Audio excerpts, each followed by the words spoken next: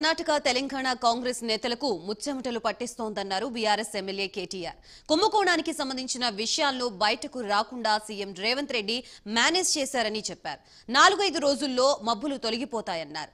ప్రభుత్వ అకౌంట్స్ నుంచి పార్లమెంటు ఎన్నికల ముందు 180 కోట్లు దారి మళ్లాయని చెప్పారు. ఈ విషయాన్ని అసెంబ్లీలో కర్ణాటక సీఎం సిద్ధరామయ్య డబ్బులు దారి మళ్లాయని ఒప్పుకున్నారన్నారు. కర్ణాటక నుంచి తెలంగాణకు ఎవరి అకౌంట్లలోకి వచ్చాయని తీగలాగితే తెలంగాణ కాంగ్రెస్ నేతల డొంక కదులుతోందన్నారు కేటీఆర్. వాల్మీకి స్కామ్ కర్ణాటక కాంగ్రెస్ కే కాదు, తెలంగాణ కాంగ్రెస్ కూడా ముచ్చెమటలు పట్టిస్తోంది. కింద మీద పడి ఇక్కడ కాంగ్రెస్ వాళ్ళు రేవంత్ రెడ్డి గారు మీడియాను మేనేజ్ చేస్తూ విషయాలు బయటికి రాకుండా ఆపుతా ఉన్నారు.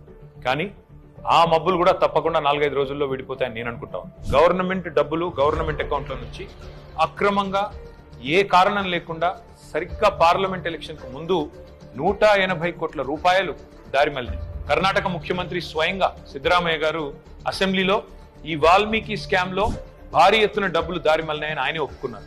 అందులో హైదరాబాద్ లోని 9 బ్యాంక్ అకౌంట్లకి 45 కోట్ల రూపాయలు ట్రాన్స్ఫర్ చేశారు. దీని మీద ఎంక్వైరీ మొదలు కాగానే ఏమైందో ఏమో తెలియదు కానీ వాల్మీకి కార్పొరేషన్ అకౌంట్ సూపరింటెండెంట్ ఆఖరికి ఆత్మహత్య చేసుకున్నాడు.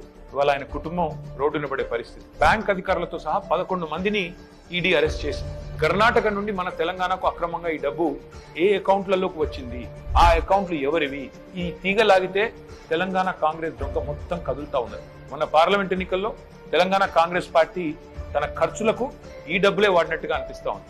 4.5 కోట్ల రూపాయలు నేరుగా V6 బిజినెస్ అనే కంపెనీకి ట్రాన్స్ఫర్ అయినట్టుగా ఆధారాలు ఉన్నాయి. ఈ V6 బిజినెస్ కంపెనీ ఓనర్ ఎవరు, SIT, CID, ED ఈ దాడులన్నీ జరిగిన తర్వాత కూడా మన తెలుగు మీడియాలో ఈ వార్తలు రాకుండా అడ్డుకుంటున్నది ఎవరు? పార్లమెంట్ ఎన్నికల సమయంలో కొన్ని బంగారం షాపులు, బార్ల నుండి భారీ మొత్తంలో డబ్బులు తీసుకున్నట్టుగా తెలుస్తా ఉంది. వారికి కాంగ్రెస్ పార్టీకి ఉన్న అనుబంధం ఏంది? ఇవన్నీ కూడా బయటికి రావాలి. కర్ణాటక ముఖ్యమంత్రి సిద్ధరామయ్యను గనక పొరపాటున తొలగిస్తే పక్కన ఉన్న తెలంగాణ సర్కారు కూడా కూలుతుంది అని ఈ మధ్యనే కర్ణాటక మంత్రి సతీష్ జరికోలి అంటున్నారు. మరి కర్ణాటక కాంగ్రెస్ తో తెలంగాణ కాంగ్రెస్ కు అంతలాగా పెనవేసుకున్న ఈ అనుబంధం ఈ వాల్మీకి స్కామేనా? ఈ వాల్మీకి స్కామ్ లో భారీ మొత్తంలో వాటా తెలంగాణ కాంగ్రెస్ నాయకులకు కూడా చేరిందని ఆధారాలు దొరికినా ఈడీ ఎందుకు మౌనంగా ఉంటుంది? అసలు తెలంగాణ కాంగ్రెస్ నాయకుల మీద దర్యాప్తు జరగకుండా రక్షిస్తున్నది ఎవరు? పార్లమెంట్ లో గాయ చేసుడు తప్ప బయట మాత్రం ఏమి తమ సొంత పార్టీ అవినీతి మీద నోరు విప్పని రాహుల్ గాంధీ ఖచ్చితంగా నోరు విప్పాలి.